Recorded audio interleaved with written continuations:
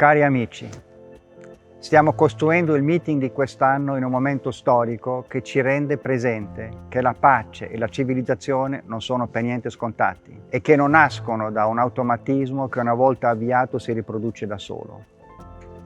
La guerra contro l'Ucraina, nella sua brutalità sconvolgente, come tante altre guerre crudeli in luoghi più lontani, ci dicono che la pace ha bisogno di essere costruita e ricostruita giorno per giorno da persone libere, alla ricerca di ciò che è vero, di ciò che è giusto, superando pregiudizi e ideologie. In modo meno drammatico, ma con grande urgenza, la transizione ecologica, la ricerca di un'economia più sostenibile e soprattutto le grandi sfide educative ci rendono consapevoli che la società stessa ha bisogno di essere costruita senza sosta in un continuo rinnovamento delle relazioni. Una umanità autenticamente umana esiste solo se ognuno vive una responsabilità e una solidarietà che nascono dalla libertà e a loro volta la alimentano. Ma da dove può nascere una tale libertà che non si piega alle circostanze anche avverse, ma le affronta? Da dove può nascere una libertà che accoglie la propria fragilità come apertura alla ricerca di un compimento vero e duraturo? Da dove può nascere una libertà che attraversa anche i momenti drammatici e dolorosi della vita personale e sociale con la certezza di un bene indistruttibile? Da dove può nascere una libertà che non si arrende al senso di impotenza, alla rassegnazione, che non imperversa nella violenza ma costruisce con la propria vita ovunque possibile un pezzo di mondo nuovo? Una passione per l'uomo. Il titolo di questa nuova edizione del meeting vuole essere un invito a dare seguito a queste domande, che si impongono più che mai alla vita di ognuno di noi. Sono parole tratte da un intervento di Don Luigi Giussani al meeting del 1985. A 100 anni dalla sua nascita vogliamo dare voce a questa passione che cerca la verità e la giustizia, a questa passione per l'uomo che soffre, per la malattia, per la povertà, per la solitudine. A questa passione per l'uomo che si illude della propria autosufficienza e del proprio potere, a questa passione per l'uomo che si impegna per realizzare un lavoro utile e dignitoso, a questa passione per i bambini e i giovani che si affacciano al mondo con curiosità e speranza. Don Giussani stesso ha vissuto e testimoniato questa passione con la forza del suo carisma e ha raggiunto così tanti giovani e meno giovani, anche i giovani che, attratti da questa passione, hanno fondato nel 1980 il meeting stesso. Incontreremo diversi testimoni che ci renderanno partecipi dell'impatto che Don Giussani ha avuto e ha tuttora sulla loro vita, sul loro pensiero, sulle loro opere.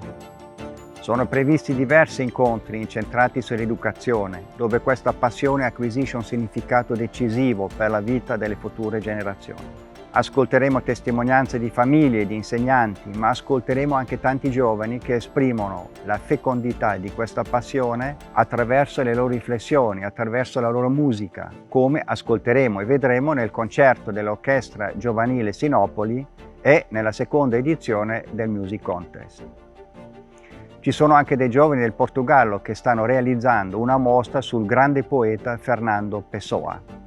Quest'anno torneranno ad esserci il Padiglione dello Sport e, con tante novità, il Villaggio Ragazzi. Siamo sicuri che queste due opportunità potranno rendere protagonisti del meeting anche i bambini e i ragazzi e favorire la partecipazione anche più prolungata delle famiglie. Che la bellezza, anche nella sua espressione artistica, sia una linfa vitale di questa passione, si renderà evidente in vari incontri con artisti e letterati e in diverse mostre, come in quella sull'arte moderna o in quella sulla fotografia di Gus Powell. Una sorprendente affinità al titolo del meeting emerge nell'opera teatrale di Gilbert Chesterton La sorpresa, da cui è tratto lo spettacolo inaugurale che avrà come titolo Liberi tutti. Il concerto finale dedicato all'opera di Claudio Chieffo ci farà ascoltare delle canzoni plasmate proprio da una passione per l'uomo e per l'occasione interpretate da artisti internazionali. Coglieremo l'invito di questo titolo per riflettere anche sulle accelerazioni delle evoluzioni tecnologiche digitali che creano tanti benefici ma rischiano anche una macchinizzazione dell'uomo da una parte e delle aspettative e una umanizzazione delle macchine dall'altra. La scienza sarà come sempre un tema importante di quest'anno, con uno spazio dedicato all'affascinante utilizzo che le immagini del micro e del macrocosmo ricoprono nella conoscenza scientifica. Il futuro dell'Europa, i grandi cambiamenti nella politica e nel mondo economico saranno al centro di importanti convegni. Certamente si parlerà delle conseguenze della guerra contro l'Ucraina, degli effetti delle sanzioni, delle nuove politiche energetiche. Rimarranno temi trasversali anche in questa nuova ottica la sostenibilità sociale dell'economia e la transizione ecologica. Con un'attenzione particolare si guarderà all'incidenza di tutti questi sviluppi sul modo di vivere, di concepire e di organizzare il lavoro.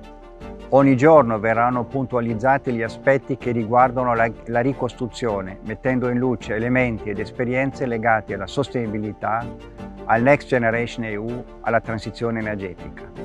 Nella prossima edizione il tradizionale talk affronterà il cambiamento possibile, anche approfondendo le declinazioni del Piano Nazionale di Ripresa e Resilienza. Ci saranno quest'anno vari incontri sul mondo della salute e della sanità, rispetto al quale sono emerse in questo periodo di pandemia numerose domande esistenziali, politiche e di sistema. La capacità di esprimere la propria umanità e solidarietà anche nelle situazioni più violente e deflagranti verrà testimoniata da persone coinvolte nel conflitto in Ucraina. Interverranno su questo conflitto anche diversi ospiti sugli aspetti politici e geopolitici. Centrali saranno proprio in questo contesto gli insegnamenti e messaggi di Papa Francesco sulla costruzione della pace e la ripresa di dialoghi basati sulle comuni radici culturali e religiose. Una mostra sul Memorial di Mosca ci ricorderà che la passione per le persone può avere la forza di trapassare anche i fili spinati.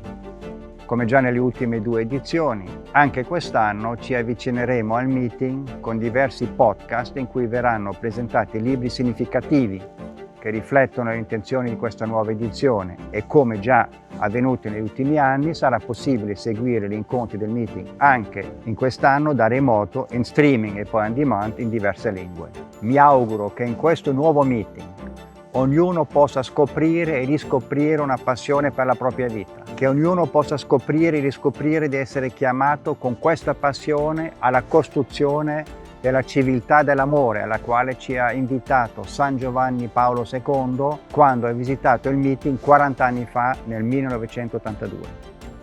Ringrazio di cuore tutti voi, tutti coloro che si impegnano per il meeting nelle proprie città. Questo impegno è una testimonianza viva e forte di quella passione che vogliamo vivere e condividere insieme ad agosto a Rimini. Grazie.